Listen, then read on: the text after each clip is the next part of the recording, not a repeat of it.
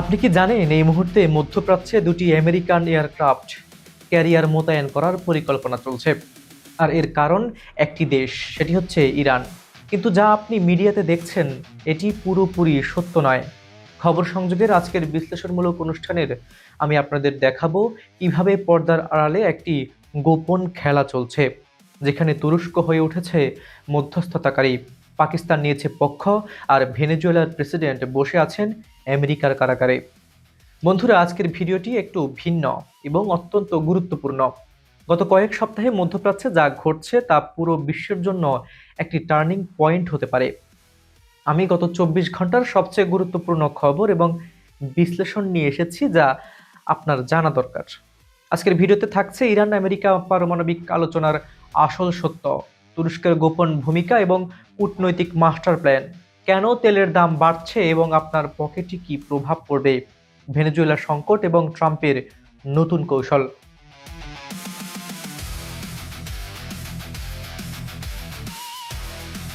তো চলুন শুরু করা যাক মধ্যপ্রাচ্যে যুদ্ধের দামামা, ইরান আমেরিকা পারমাণবিক চুক্তির ভেতরের গোপন কাহিনী। সংকটের শুরু। প্রথমে বুঝতে হবে এই সংকট আসলে কিভাবে শুরু হলো। 2015 সালে ইরানের সাথে একটি ঐতিহাসিক পারমাণবিক চুক্তি হয়েছিল, যেটিকে বলা হয় জেসিপিওএ বা joint comprehensive plan of action. এই চুক্তিতে বলা হয়েছিল ইরান তাদের পারমাণবিক কর্মসূচি সীমিত রাখবে, আর তার বিনিময়ে আমেরিকা এবং পশ্চিমা দেশগুলো ইরানের ওপর থেকে অর্থনৈতিক নিষেধাজ্ঞা তুলে নেবে। কিন্তু 2018 সালে ডোনাল্ড ট্রাম্প প্রথমবার প্রেসিডেন্ট থাকাকালীন এই চুক্তি থেকে আমেরিকা বেরিয়ে আসে।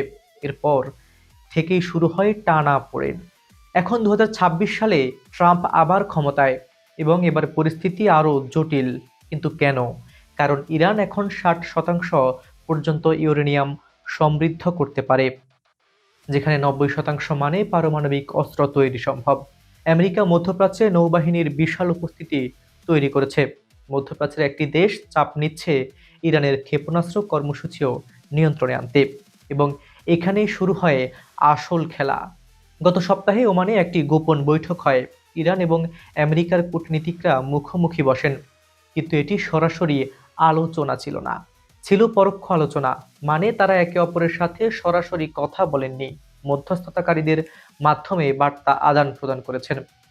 আর এখানে আসে তুরস্কের ভূমিকা, তুরস্কের মাস্টার স্ট্রোক। তুরস্কের পররাষ্ট্রমন্ত্রী হাকান ফিদান ফিনান্সিয়াল টাইমসকে দেওয়া এক সাক্ষাৎকারে এমন কিছু তথ্য ফাঁস করেছেন যা অত্যন্ত গুরুত্বপূর্ণ। তিনি বলেছেন, আমেরিকা এখন ইরানের কিছু মাত্রার ইউরেনিয়াম সমৃদ্ধকরণ মেনে নিতে রাজি আছে, যদি সেটি নির্দিষ্ট সীমার মধ্যে থাকে। এটি কেন বিশাল খবর? কারণ এর আগে আমেরিকা একদম জিরো টলারেন্স পলিসি নিয়েছিল। তারা চাইতো ইরান সব 60% সমৃদ্ধ ইউরেনিয়াম ধ্বংস করে দিক। কিন্তু এখন আমেরিকা নমনীয় হচ্ছে। কেন এই পরিবর্তন? এর পেছনে কয়েকটি কারণ। এক, বাস্তববাদী দৃষ্টিভঙ্গি। ট্রাম্প বুঝেছেন যে ইরানকে পুরোপুরি চাপ দিয়ে কিছু হবে না। ইরান একটি গর্বিত জাতি, তাদের নিজস্ব লাল রেখা আছে। দুই, অর্থনৈতিক স্বার্থ। তেলের দাম নিয়ন্ত্রণে রাখতে হবে। যুদ্ধ মানে তেলের দাম আকাশ ছোঁয়া, যা আমেরিকান অর্থনীতির জন্য খারাপ। তিন, চীন রাশিয়া ফ্যাক্টর।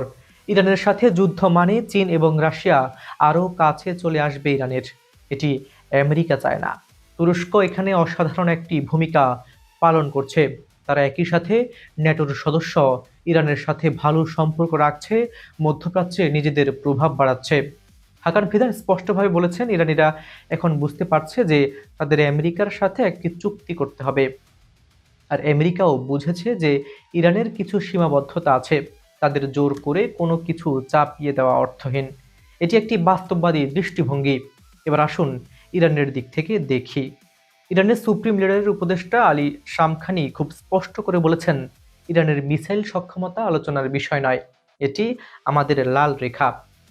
কেন মিসাইল এত গুরুত্বপূর্ণ ইরানের জন্য? বুঝতে হবে, ইরান একটি ঘেরাও দেশ।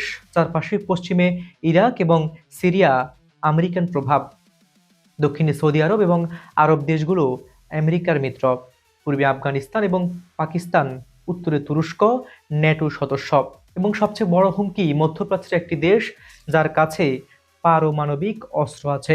ইরানের কাছে দুটি অপশন: এক, পারমাণবিক অস্ত্র তৈরি করা, যা তারা করছে না, অন্তত এখনই নয়; দুই, শক্তিশালী মিসাইল কর্মসূচি, যা তাদের আছে। তাদের ব্যালিস্টিক মিসাইলগুলো হলো তাদের প্রধান প্রতিরক্ষা ব্যবস্থা। এগুলো ছাড়া তারা সম্পূর্ণ অরক্ষিত হয়ে পড়বে।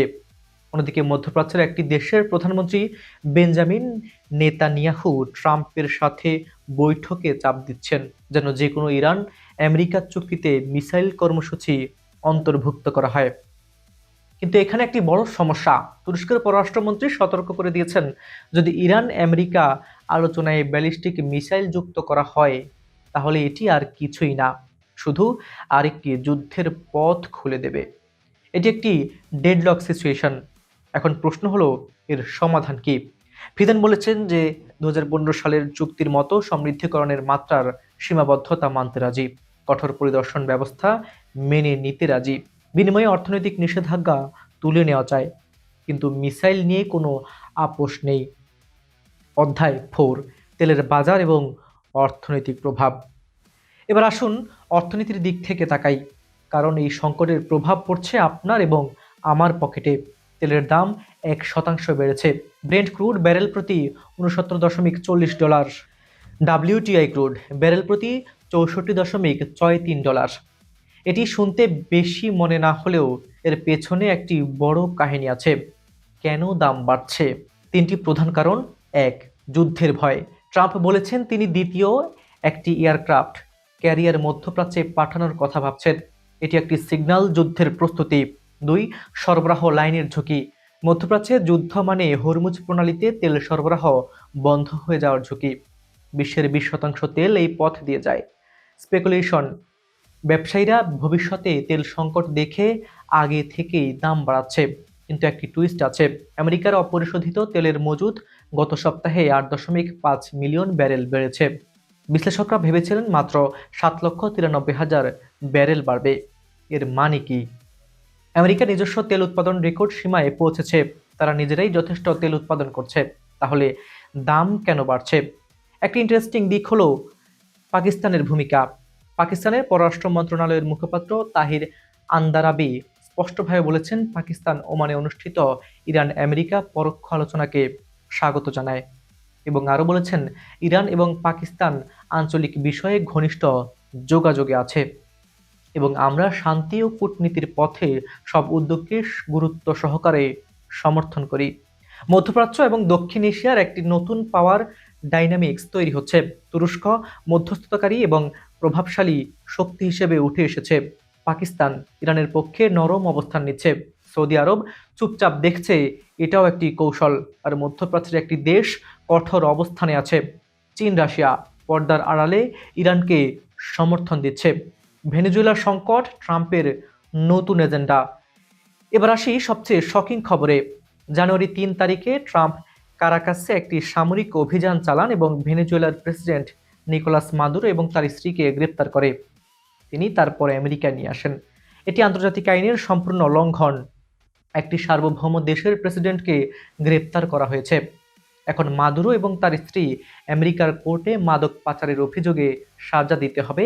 ভাইস প্রেসিডেন্ট ডেলসি রদ্রিগেজ অন্তর্বর্তী প্রেসিডেন্ট হিসেবে দায়িত্ব নিয়েছেন। ট্রাম্প বলেছেন আমেরিকা অন্তর্বর্তীকালে ভেনেজুয়েলা চালাবে। এর সাথে ইরান সংকটের সম্পর্ক কি? খুব গুরুত্বপূর্ণ সংযোগ। এক, বার্তা পাঠানো। ট্রাম্প বিশ্বকে, বিশেষ করে ইরানকে দেখাচ্ছেন, আমি রেজিম চেঞ্জ করতে দ্বিধা করি না। দুই, তেলের খেলা। ভেনেজুয়েলার বিশাল তেল মজুদ আছে, এটি নিয়ন্ত্রণে এনে আমেরিকা ইরানের তেলের উপর নির্ভরশীলতা কমাতে চায়। তিন, চীন রাশিয়া বিরোধিতা। ভেনেজুয়েলা চীন এবং রাশিয়ার মিত্র ছিল, এটি তাদের জন্য একটি বড় ধাক্কা। কেন এটি বিপজ্জনক? এই পার্সেন্ডেন্ট অত্যন্ত বিপজ্জনক। যদি আমেরিকা যে কোনো দেশের প্রেসিডেন্টকে ধরে নিয়ে যেতে পারে, তাহলে আন্তর্জাতিক আইনের কোনো মূল্যই থাকে না। কি অপেক্ষা করছে? তো পুরো পরিস্থিতি দাঁড়ালো কোথায়? চলুন শুনে আসা যাক। ইতিবাচক দিক, ইরান এবং আমেরিকা উভয় আলোচনায় বসেছে। তুরস্কের মতো মধ্যস্থতাকারী আছে, কেউই আসলে যুদ্ধ চায় না অর্থনৈতিক কারণে। নেতিবাচক দিক, মিসাইল ইস্যুতে কোনো সমঝোতা হচ্ছে না। মধ্যপ্রাচ্যের একটি দেশ কঠোর অবস্থানে আছে। ট্রাম্পের অপ্রত্যাশিত পদক্ষেপ।